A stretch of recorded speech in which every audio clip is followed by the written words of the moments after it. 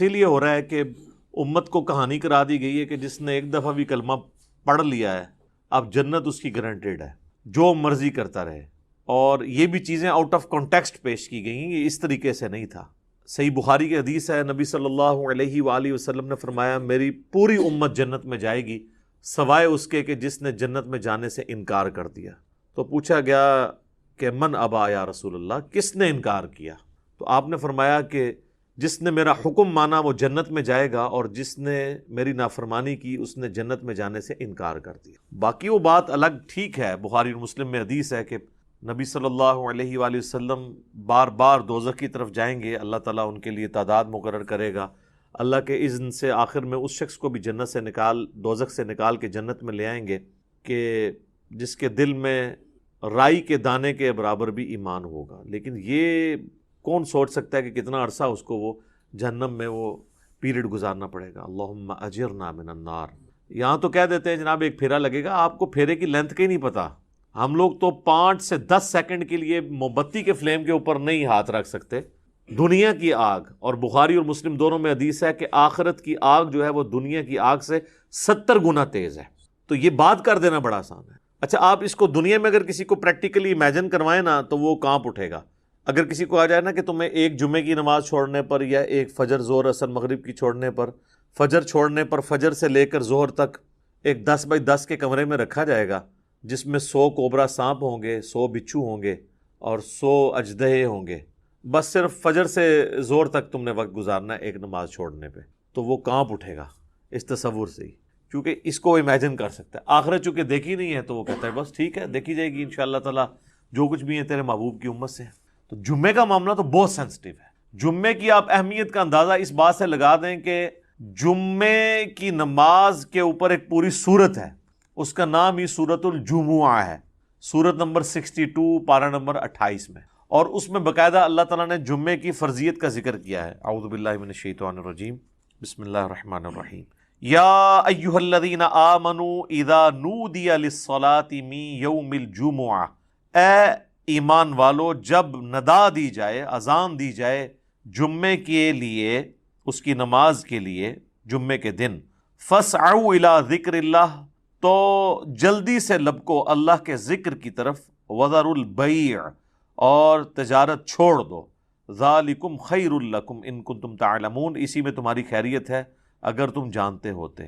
فاذا قضیت الصلاۃ، ہاں جب نماز پڑھ چکو، فانتشروا فی الارض وابتغوا من فضل اللہ، اس کے بعد تم زمین میں پھیل سکتے ہو اور اللہ کے فضل کو تلاش کرو۔ یعنی صرف جمعے کے اس ٹائم پیریڈ کے لیے آپ نے کاروبار زندگی کو ترک کرنا ہے۔ وَاذْكُرُوا اللَّهَ كَثِيرًا لَعَلَّكُمْ تُفْلِحُونَ، اور اللہ کو بہت کثرت سے یاد کرو تاکہ تم فلاح پا جاؤ۔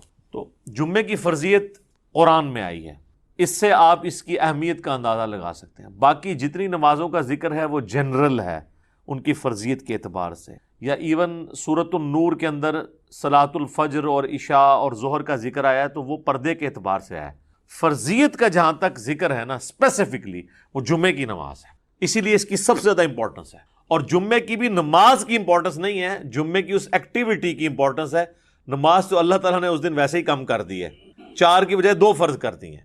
خطبے کی امپورٹنس ہے، اور یہ مسلمانوں کی ایک ویکلی پولیٹیکل گیدرنگ ہے، اور سالانہ پولیٹیکل گیدرنگ مسلمانوں کی عید کی نمازیں ہیں، اور انٹرنیشنل گیدرنگ سالانہ جو ہے وہ حج کی گیدرنگ ہے۔ یہ یعنی جمعے کے خطبے اس لیے نہیں ہے کہ یہاں پہ آپ نے لوگوں کو یعنی نکاح، طلاق اور استنجے کا طریقہ یہ ساری چیزیں بتانی ہیں، اصل میں پولیٹیکل ایشوز کو ایڈریس کرنے کے لیے، تاکہ لوگ ایک پیج کے اوپر آئیں مسلمان۔ اسی لیے جمعے کی گیدرنگ ایک شہر میں ایک سے زیادہ ہونی بھی نہیں چاہیے۔ یہ تو آج کل ایک چندے کے چکر میں اتنی جامع مسجد بن گئی ہیں، ادروائز اصولاً دیکھا جائے تو ایک شہر میں ایک جامع مسجد ہوگی۔ ایران میں آپ چلے جائیں، تہران میں ایک جگہ جمعہ ہوتا ہے اور 15 سے 20 لاکھ لوگ ایک جگہ جمعہ پڑھ رہے ہوتے ہیں، اور ایران کا پریزیڈنٹ جمعے کا خطبہ دیتا ہے۔ یہاں پہ بھی ہمارے پرائم منسٹر کو فیصل مسجد میں خطبہ دینا چاہیے۔ تو آپ دیکھیں پھر کس طریقے سے قوم ایک جگہ جمع ہوتی ہے۔ ہم تو ایک قوم بھی نہیں اسی وجہ سے۔ بہرحال یہ الگ سے ایک ٹاپک ہے۔ جمعے کی فرضیت کے اعتبار سے سورۃ الجمعہ کافی ہے۔ بخاری اور مسلم دونوں میں حدیث ہے، نبی صلی اللہ علیہ وآلہ وسلم نے فرمایا کہ اگرچہ ہم سب سے آخر میں آئے ہیں لیکن قیامت والے دن ہم سب سے سبقت لے جائیں گے، یہود و نصارہ سے بھی۔ پھر نبی علیہ السلام نے اس کی ریزن بتائی کہ اللہ تعالیٰ نے جمعے کا دن یہودیوں پر پیش کیا، انہوں نے اس کی قدر نہیں کی، انہوں نے ہفتے کا دن اپنے لیے چوز کر لیا۔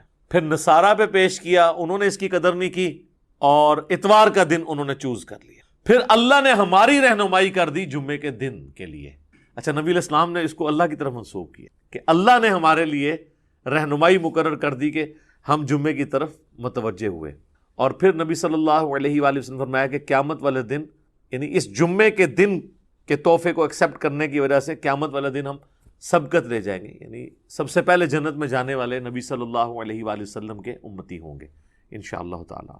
اللہم اجعلنا منہم، آمین۔ صحیح مسلم میں ایک حدیث ہے کہ نبی صلی اللہ علیہ وآلہ وسلم نے فرمایا کہ جمعے کا دن باقی تمام دنوں کا سردار ہے۔ اسی دن آدم علیہ السلام پیدا ہوئے، اسی دن وہ جنت میں داخل کیے گئے، اسی دن جنت سے نکالے گئے اور اسی دن قیامت قائم ہوگی۔ ایک اور حدیث ہے بخاری اور مسلم دونوں میں، نبی صلی اللہ علیہ وآلہ وسلم نے فرمایا کہ جمعے کے دن ایک گھڑی، ایک لمحہ ایسا آتا ہے کہ اس گھڑی میں جو اللہ سے خیر مانگی جائے نا، اللہ تعالیٰ وہ خیر عطا فرما دیتا ہے۔ اچھا، اس میں اب مختلف اقوال ہیں، بہرحال صحیح مسلم میں ایک حدیث ہے کہ نبی علیہ السلام نے فرمایا کہ یہ جو قبولیت کی گھڑی ہے نا، یہ خطیب کے ممبر پر بیٹھنے سے لے کر نماز جمعہ کے ختم ہونے تک ہے، اس دوران یہ ایکٹیویٹی ہے، یعنی ایک گھڑی ایسی آتی ہے جو قبولیت کا وقت ہے۔ ویسے پبلک میں مشہور ہے کہ وہ دو خطبوں کے درمیان وہ بھی ہو سکتا ہے، اس کے علاوہ بھی نماز کا بھی وقت ہو سکتا ہے جس میں آپ اللہ کی طرف رجوع لاتے ہیں۔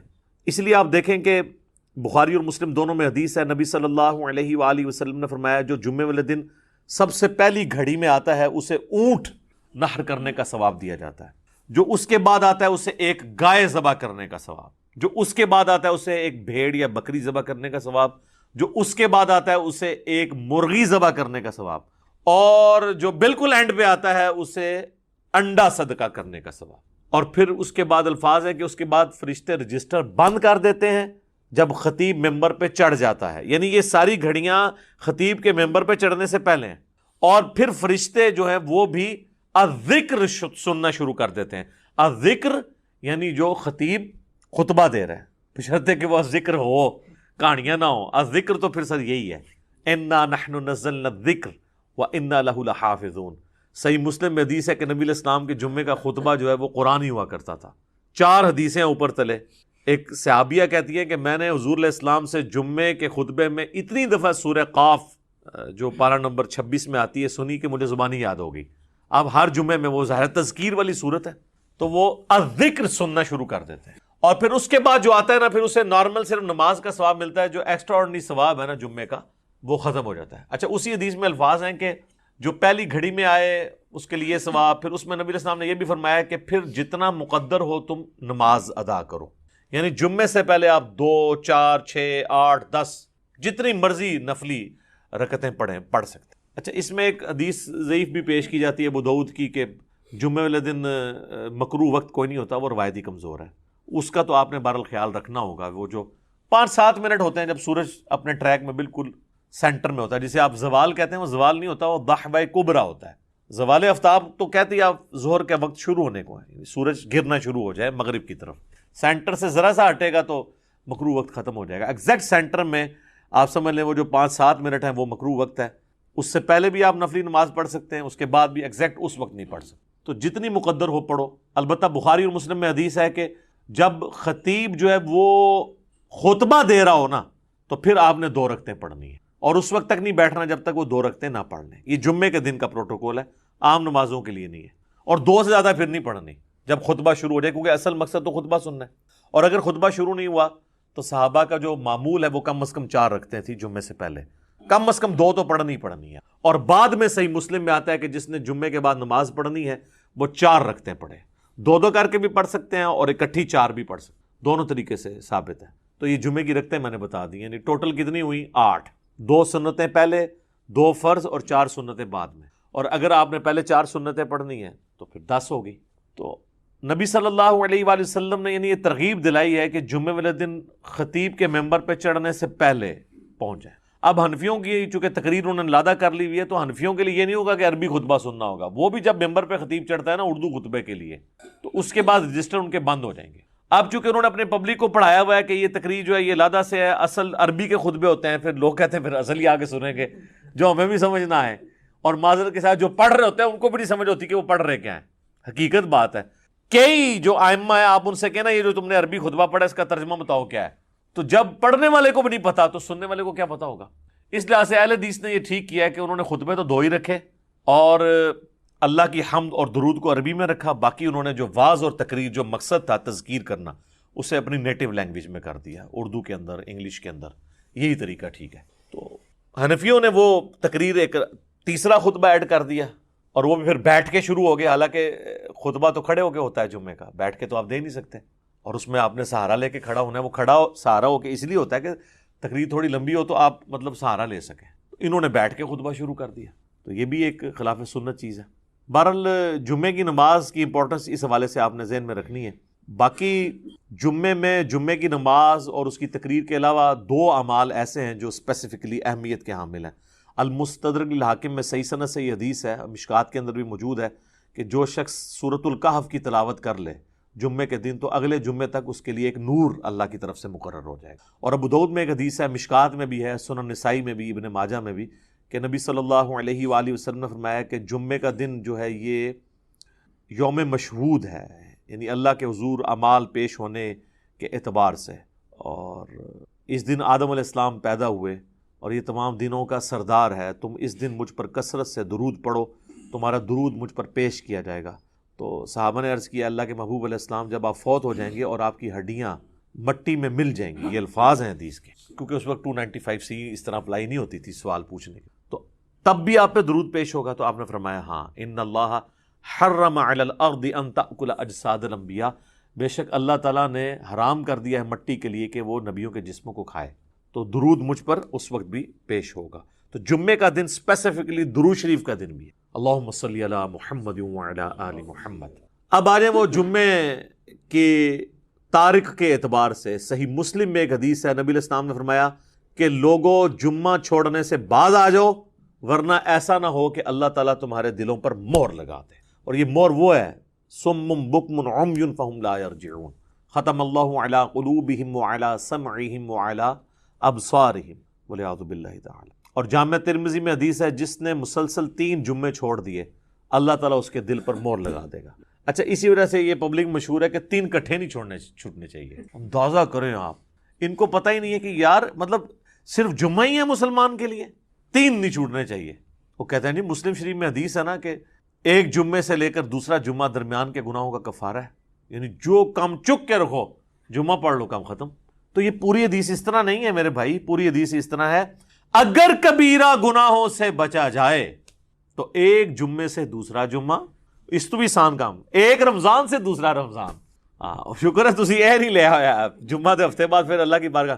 ایک رمضان سے دوسرا رمضان اور ایک نماز سے دوسری نماز درمیان کے گناہوں کا کفارہ ہے اگر کبیرہ سے بچا جائے.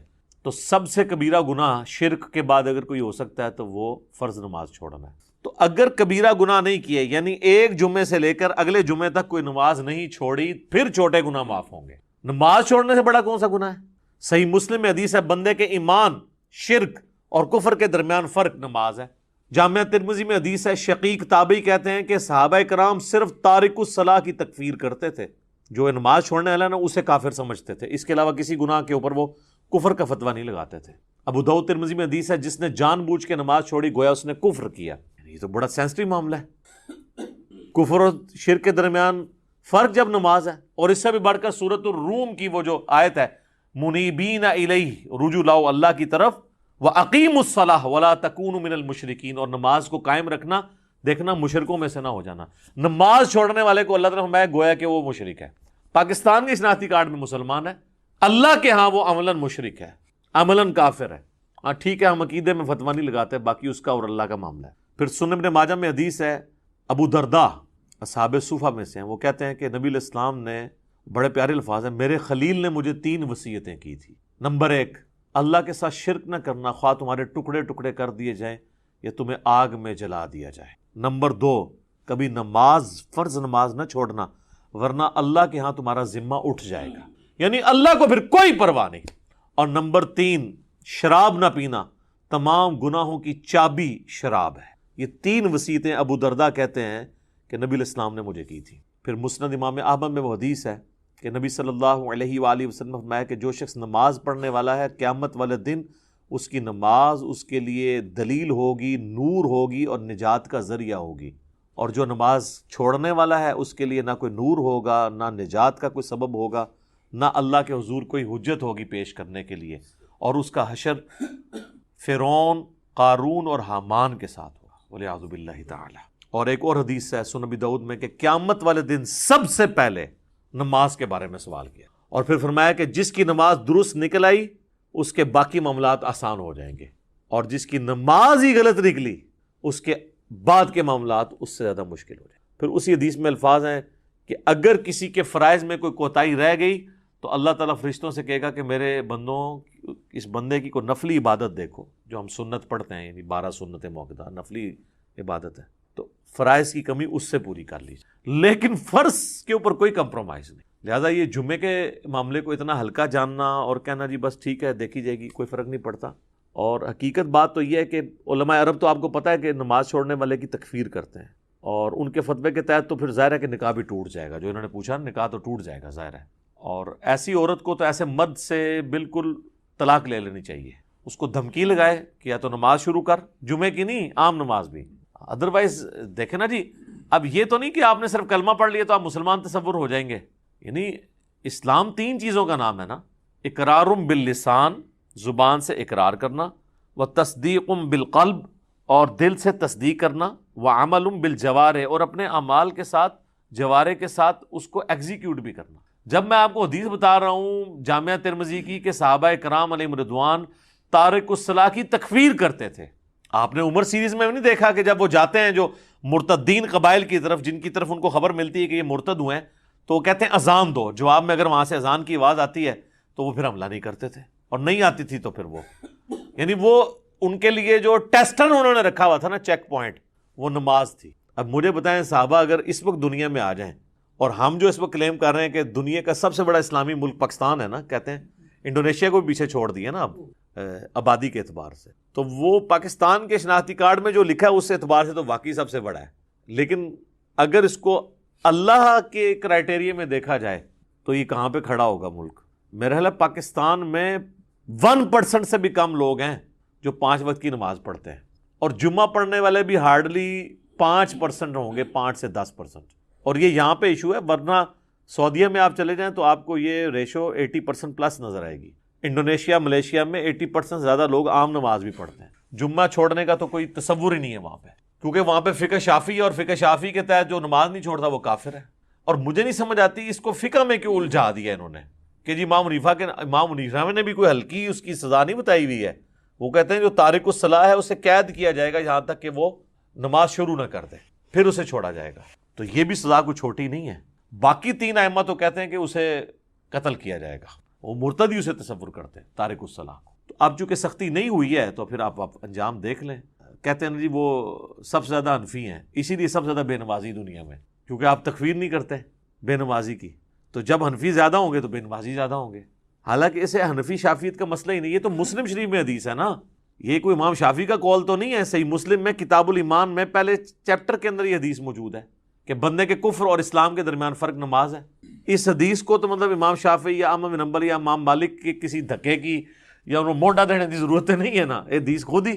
اور اس سے بڑھ کر سورہ روم کی آیت وَأَقِیمُوا الصَّلَاةَ وَلَا تَکُونُوا مِنَ الْمُشْرِکِینَ، نماز قائم رکھنا اور دیکھنا مشرکین میں شامل نہ ہونا۔ تو جناب یہ جمعوں وغیرہ کے چکر سے ذرا باہر نکلیں، جمعے والی بات تو یعنی یہ تو بہت بڑی بات ہے۔ عام نماز بھی اگر کوئی شخص چھوڑتا ہے، تارک الصلاح ہے، تو وہ قانوناً تو اسلام کی روح سے تو وہ اسلام سے خارج ہو جائے گا، الا یہ کہ وہ توبہ کر لے۔ ویسے تو یہ چھوٹے موٹے، ویسے تو ان کو یہ پڑھایا ہوا ہے کہ اگر کوئی بریلوی دیوبندی کے پیچھے جا کے نماز پڑھ لے یا اس کا نماز جنازہ تو اس کا نکاح ٹوٹ جاتا ہے، تجدید ایمان بھی اسے کرنا پڑتا ہے۔ اس سے کبھی یہ نہیں بتایا گیا کہ تو نماز نہیں پڑھتا تو اس پہ بھی تیرا نکاح ٹوٹے گا۔ کتنا یار دیکھیں آپ کتنا بڑا مسئلہ ہے، یعنی جو بڑا ایشو تھا وہ نہیں بتایا گیا اسے کہ نماز چھوڑنے سے بھی تیرا نکاح ٹوٹ سکتا ہے، نماز چھوڑنے کی وجہ سے بھی تیری بیعت، چلے جو بھی انہوں نے ایک ٹوٹی پوٹی فارم میں اپنا ایک سلسلہ شروع کیا ہے وہ ٹوٹ سکتا ہے۔ ادھر تو وہ جن کے بیعت ہوئے ہوتے ہیں وہ نہیں نماز پڑھتے، خود کہاں سے پڑھنی ہے انہوں نے؟ الا ماشاء اللہ بہت کم لوگ ہیں کہ جو نماز پڑھتے ہوں۔ اور جماعت کے ساتھ نماز کا اہتمام کرنا، خشوع و خضوع سے پڑھنا، یہ تو آپ چھوڑ دیں. اسی لیے پھر انہوں نے ایک جھوٹی کہانی یعنی سب کے ہاں ملتی ہے کہ جی وہ نماز تو اللہ کی معرفت کا ذریعہ ہے، جو اللہ تک پہنچ چکے ہوں تو نماز ان کو ضرورت ہی نہیں ہے، یا اگر انہوں نے پڑھنی ہے تو وہ کہتے ہیں دل کی نماز ہوتی ہے. چندہ دل کا نہیں ہوتا. جو روٹیاں اور روسٹ توڑتے ہیں اور کھاتے ہیں، اپنی توندیں بڑھاتے ہیں، وہ دل کی نہیں ہوتی. اور جہاں بات آتی ہے نماز پڑھنے کی، وہ دل کی ہوتی ہے. اور نماز پڑھنے کے لیے جاتے ہیں مکہ مدینے، پیشاب کرنے کے لیے اپنے ٹوائلٹ میں جاتے ہیں. ان کے تو ٹوائلٹس کو لگائیں تالے، انہوں کو جتنے نماز پڑھنی ہے استنجا بھی اتھے ہی کرو جا کے روحانی طور تے تم لگ پتہ جائے گا روحانی طور سے کدھر جا. یعنی جو بندہ یہاں بیٹھے بیٹھے مکے اور مدینے جا کے نمازیں پڑھ رہا ہے، استنجا کرنے کے لیے وہ کیوں اٹیچ باتھ میں جاتا ہے؟ اتنی بڑی ایکٹیویٹی وہ پرفارم کر رہا ہے تو استنجا بھی اتھے ہی کرو. ٹھیک ہے، ان کے آپ ٹوائلٹ بند کریں، ان کے اوپر سی سی ٹی وی کیمرے لگائیں اور دیکھیں پھر جناب یہ کتنی دیر آپ کو نمازیں پڑھ کے بتاتے ہیں. سب کہانیاں ان کی کھل جائیں گی. اور آپ کو تو ہم یعنی پریکٹیکل سولوشن دے رہے ہیں. دیکھیں یہ اب سائنٹیفک دور ہے، ادھر آپ نے ایشوز کو پیش کرنا ہے تو آپ نے ایک بکش فارم میں پیش کرنا ہے کہ ہاں یہ اس طرح نہیں اس طرح ہے. ٹھیک ہے. اور میں آپ کو بتاؤں یہ جو معجزات اور کرامات کو ہم مانتے ہیں، لیکن یہ کسی کے اختیار میں نہیں ہے، الا ایک انبیاء کے ساتھ معجزات اٹیچ ہیں. کرامت اللہ تعالیٰ جس کے اوپر ظاہر کرتے ہیں. یہ جس طرح سپر مین اور ٹارزن بنا کے پیش کرتے ہیں نا بزرگوں کو، تو چونکہ ان کے دعوے ہیں نا تو کر کے بتائیں. نبی علیہ السلام سے اگر نبی علیہ السلام اللہ کا پیغمبر ہونے کا دعویٰ کر رہے تھے تو جب ان سے یہ بات کی جاتی تھی تو وہ فزیکلی سب کے سامنے کرتے تھے. بخاری مسلم میں حدیث ہے، ایک بارش نہیں ہو رہی تھی تو ایک صحابی نے کھڑے ہو کر کہا یا رسول اللہ کے حضور دعا کریں. وہ کہتے ہیں ہم چلچلاتی دھوپ میں گئے ہیں اور واپس آئے ہیں تو بارش شروع ہو گئی تھی، اور اتنی بارش ہوئی کہ اگلے جمعے تک ہوتی رہی. اور اگلے جمعے وہی شخص دوبارہ کھڑا ہوا کہ یا رسول اللہ آپ دعا کریں کہ ہماری ارد گرد زمینوں پہ تو بارش ہو، ہمارے گھروں پہ نہ ہو، گھر کی چھتیں ٹپکنا شروع ہو گئی ہیں. تو نبی علیہ السلام نے اپنی مبارک انگلی سے یوں اشارے کیے اور وہ بادل پھٹنے شروع ہو گئے. ٹھیک ہے. اور وہ کہتے ہیں جب ہم اگلے جمعے کے لیے گئے بارش میں تھے تو واپس آئے تو دھوپ تھی. تو میرے بھائی یہ یعنی نبی علیہ السلام نے تو سب کچھ کر کے بتایا نا. آپ کا جن بزرگوں کے بارے میں کلیم ہے تو ہم ان کو سائنٹیفکلی اس طرح چیزوں پہ چیک کریں گے، یہ سب کے سامنے فزیکلی کر کے بتائیں گے. اور میں آپ کو بتاؤں نبی علیہ السلام کی نبوت کو جسٹیفائی کرنے والی سب سے بڑی چیز یہ ہے کہ ہزاروں کیمرے آپ کے اوپر فٹ تھے. یہ جو آپ کے صحابہ تھے سفر و حضر ہر وقت آپ کے ساتھ تھے. اگر آپ کے کریکٹر میں کہیں ذرا سے بھی جھول ہوتی نا تو آپ کی وفات کے بعد آپ کے وہ ساتھی جو جانثار ہمیشہ سے آپ کے ساتھ تھے، ایک تو وہ تھے نا جو فتح مکہ پہ طلقاء بنے، معافیاں مانگی، اور ایک حضور کا غلبہ دیکھ کے اسے ایک سردار کا غلبہ تصور کرتے ہوئے اذا جاء نصر اللہ والفتح کے تحت وہ اسلام میں داخل ہو گئے. وہ موٹیویشنل تو ان کا ایمان نہیں تھا، لیکن جو سابقون الاولون جو شروع سے حضور کے ساتھ اٹیچ تھے، جو بندہ ساتھ اٹیچ ہوتا ہے نا جی اس کو اس بندے کی کمزوریاں اور خوبیاں پتہ ہوتی ہیں. کہیں نہ کہیں بندہ ایکسپوز ہو جاتا ہے. جس کے ساتھ ہزاروں لوگ اٹیچ ہوں اور حضور کی وفات کے بعد ان میں سے کوئی بندہ ٹس سے مس نہ ہو، اور کمٹمنٹ کا یہ لیول ہو کہ ہزاروں لوگ جب اس دین کو چھوڑ جائیں تو چند مٹھی بھر لوگ اتنے کانفیڈنٹ ہوں کہ ہمارے نبی نے ہم سے وعدہ کیا تھا کہ رومن اور پرشین امپائر گرے گی، ہم تھوڑے سے ہی لیکن ہم ٹکرائیں گے، اللہ ہمیں فتح دے گا. یہ کانفیڈنس لیول ہو، یہ نبی علیہ السلام کی یعنی نبوت کی صداقت ہے. یہ دلیل ہے سب سے بڑی. تو نبی علیہ السلام پہ ہزاروں کیمرے فٹ تھے. کہیں آپ کے کریکٹر میں کوئی جھول ہوتی، آپ کی بیویوں کے ذریعے باہر نکل سکتی تھی بات، آپ کے دوستوں کے ذریعے باہر نکل سکتی تھی. اور آپ جن بزرگوں کو مانتے ہیں ان کی کیا کیا باتیں باہر نکلتی ہیں. پرانوں کی نکلتی تھی، وہ میں نے نکال دی ہیں، اور نیوں کی تو اس لیے نکل رہی ہیں کہ پرانے زمانے میں بھی اگر ان کو اسی طریقے سے پرانوں کو بھی چیک کیا جاتا کریٹیکلی کیمروں کے ذریعے یا باقی معاملات کے ذریعے تو آپ دیکھ لیتے کہ ان کے بھی ماشاءاللہ الا ماشاءاللہ اچھے لوگ بھی ہوں گے. میں نے یہ نہیں کہتا کہ برے لوگ ہی ہیں سارے، لیکن یہ ہے کہ یہ بڑی مشکل سے حسن ظن قائم رہتا ہے کہ آپ اتنے یعنی عجیب و غریب قسم کے دعوے کرتے ہیں. اور آپ دیکھ لینا وہ ہمارے بھائی نے انڈرسٹینڈ اسلام کے اوپر وہ جو ویڈیو اپلوڈ کی ہے کہ بزرگ جو ہیں وہ استنجے کے لیے پتھر مانگ رہے ہیں تو وہ جس چیز کی طرف جاتا ہے وہ سونا بن جاتا ہے. اور پھر وہ جناب یہ بھی بتا رہے ہیں کہ حضرت وہ کہنے لگے جی بال بڑھ گئے تھے، انہوں نے کہا تیرے نبی کی سنت ٹوٹ رہی ہے تو اس لیے مجھے کچھ پیسے دے دے. یار اللہ کے بندو، وہ کہتے ہیں سال ہوا ہے کچھ نہیں آپ سے مانگا، اب یہ سنت ٹوٹنے تو سنت بھی ٹوٹنے لگی تو ابھی بھی مانگنے کی ضرورت نہیں ہے. جس نے سال آپ کو بغیر کھائے پیے سارا کچھ معاملہ کر دیا ہے تو نبی علیہ السلام کی تو تقریر وہی ہوتی تھی، ہم نے علیحدہ کی ہے نا. وہ 2 رکعتیں تو نماز سے پہلے ضروری ہیں کم از کم. مصنف ابن ابی شیبہ میں سنن کبری البیہقی میں کہ یہ سار ملتے ہیں کہ صحابہ کرام 4 رکعتیں بھی پڑھتے تھے. اس کی صحت میں اختلاف ہے لیکن چونکہ دونوں طرف محدثین موجود ہیں آپ 4 بھی پڑھ لیں. اور بخاری اور مسلم میں ایک وہ حدیث ہے دونوں میں کہ آپ علیہ السلام نے فرمایا کہ جو شخص سب سے پہلے جمعے کی نماز کے لیے آتا ہے اسے اونٹ نہر کرنے کا ثواب ملتا ہے، جو اس کے بعد دوسری گھڑی میں آتا ہے اسے گائے ذبح کرنے کا ثواب، جو اس کے بعد آتا ہے اسے بھیڑ بکری، جو اس کے بعد آتا ہے اسے جو ہے وہ مرغی ذبح کرنے کا ثواب، اور جو اس کے بعد آتا ہے اسے انڈا صدقہ کرنے، اور جو اس کے بعد آتا ہے فرشتے رجسٹر بند کر دیتے ہیں جب خطیب ممبر پہ چڑھ جاتا ہے اور وہ بھی اس کی تقریر سنتے ہیں، پھر عام جمعے کا ثواب ہے۔ اس میں آگے الفاظ ہے کہ جو جتنا جلدی آتا ہے اس کے بعد جو اللہ توفیق دے تم نماز پڑھو، تو جمعے سے پہلے آپ 100 رکعتیں بھی پڑھ سکتے ہیں جب تک خطیب ممبر پہ نہیں چڑھا ہوا۔ جب خطیب ممبر پہ چڑھ جائے تو بخاری مسلم کے الفاظ ہے پھر 2 سے زیادہ نہیں پڑھنی، اس سے پہلے ہے تو جتنی پڑھے، تو جمعے سے پہلے جتنی آپ کو اللہ توفیق دے، اشراق کے وقت سے لے کے آپ پڑھتے رہے۔ پرانے زمانوں میں لوگ جمعہ پڑھنے کے لیے شہروں میں گاؤں ایریا سے آیا کرتے تھے، صبح ہی آ جاتے تھے۔ اب تو خیر ہمارے گاؤں بھی شہر بن چکے ہیں چونکہ قصبے ہیں، اس لیے وہاں پہ جمعے ہوتے ہیں، لیکن فقہ حنفی کے مطابق ان گاؤں میں ابھی بھی جمعے نہیں ہو رہے۔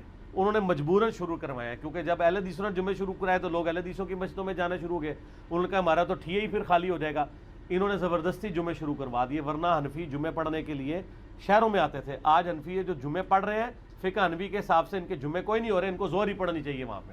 ہاں قرآن و حدیث کے مطابق ہو رہا ہے۔ صحیح بخاری میں امام بخاری نے رد کیا ہے کہ نبی علیہ السلام کے مبارک زمانے میں بھی گاؤں کے اندر جمعہ الاؤ تھا، یہ پریفریبل ہے کہ آپ آئیں۔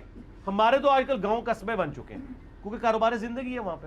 اور جمعے کے بعد صحیح مسلم میں حدیث ہے کہ جو جمعے کے بعد نماز پڑھے اسے چاہیے 4 رکعتیں پڑھے، چاہے 2 کر کے پڑھ لے چاہے ایک سلام سے، چاروں کٹھی، دونوں طرح ثابت ہے۔ جو جمعے کی بعد والی رکھتے ہیں وہ 4 رکھتے ہیں، 2 کر کے بھی پڑھ سکتے ہیں، اکٹھی بھی پڑھ سکتے ہیں۔ بعض احادیث میں آتا ہے کہ نبی علیہ السلام 2 پڑھتے تھے اور گھر جا کے پڑھتے تو 4 پڑھتے تھے، 4 ہی ہیں کیونکہ حکمی حدیث مسلم کی آ گئی نا 4 پڑھو، تو نبی علیہ السلام 2 گھر پڑھتے ہوں گے 2 ادھر پڑھ لیتے ہوں گے، اس میں تو کوئی مسئلہ نہیں ہے، آپ پڑھ سکتے ہیں، گھر جا کے بے شک پڑھیں، 4 رکھتے ہیں، تو ٹوٹل پھر 6 سنتیں ہی بنی کم از کم، 2 پہلے 4 بعد میں، اور زیادہ سے زیادہ آپ بے شمار پڑھیں، بعد والی بار 4 ہیں۔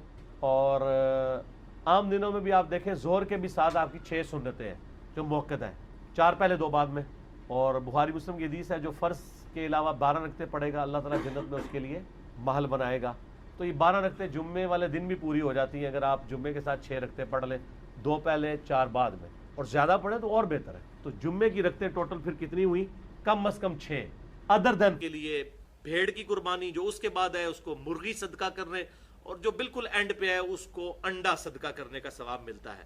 اور جب امام ممبر پر آ جاتا ہے تو فرشتے اپنا رجسٹر بند کر اور امام کی تقریر سننا شروع، اس کے بعد جو آئے گا اس کو ایکسٹرا آرڈنری ثواب نہیں جمعے کا ملے گا، بس ٹوٹل پورا ہوگا۔ تو اس سے یہ پتا چلا کہ صبح سویرے ہی مسجد میں جانا چاہیے، اور صحابہ کرام علیہم رضوان تو اشراق کے وقت ہی جمعے والے دن مسجد میں آ جایا کرتے تھے۔ گاؤں ایریے سے آنا ہوتا تھا اور جمعہ تو ہوتا ہی گاؤں میں تھا، گاؤں میں جمعہ نہیں ہوتا شہر میں ہوتا تھا، تو وہ صبح سویرے ہی آ جاتے تھے اونٹ کی قربانی کا ثواب حاصل کر۔ لہٰذا اگر صبح سویرے آ جائیں تو صلاۃ و تسبیح پڑھنے کا بڑا اچھا موقع ہے۔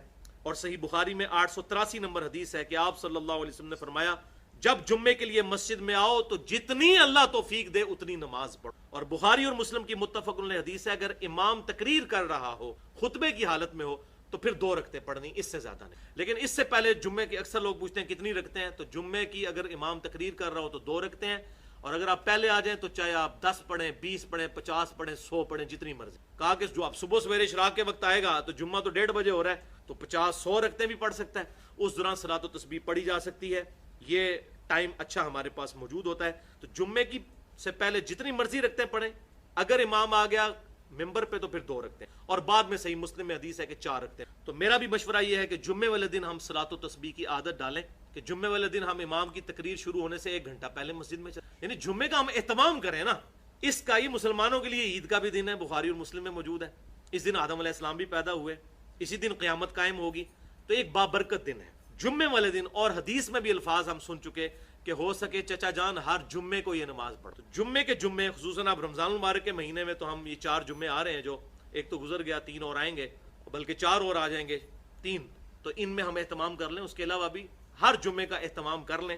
اور یہاں پر آخر میں ایک مسئلہ بھی کلیئر کر دوں کہ صحیح مسلم میں ایک حدیث ہے کہ آپ صلی اللہ علیہ وسلم نے جمعے کے دن اور جمعے کی رات، یعنی جمعرات اور جمعے کی درمیانی رات، ان 2 مواقع کو کسی عبادت کے لیے مخصوص کرنے سے منع فرمایا ہے، قیام کے لیے بھی اور روزہ رکھنے کے لیے۔ जुम्मे का अकेला रोजा कोई नहीं रख सकता, साथ मिलाएंगे। लेकिन ये चीजें इस्तिस्ना होंगी। सलातो तस्बीह का चूंकि आपने खुद कह दिया कि जुम्मे को पढ़नी है, लिहाजा अब ये उसमें शामिल नहीं होगा। हो सकता है किसी को ऐसा हो जाए कि जी हुजूर ने तो जुम्मे के दिन इबादत मखसूस करने से मना फरमाया है, तो सलातो तस्बीह नहीं पढ़नी चाहिए, तो फिर जुम्मे की नमाज भी नहीं पढ़नी चाहिए, वो क्यों मखसूस की हुई है?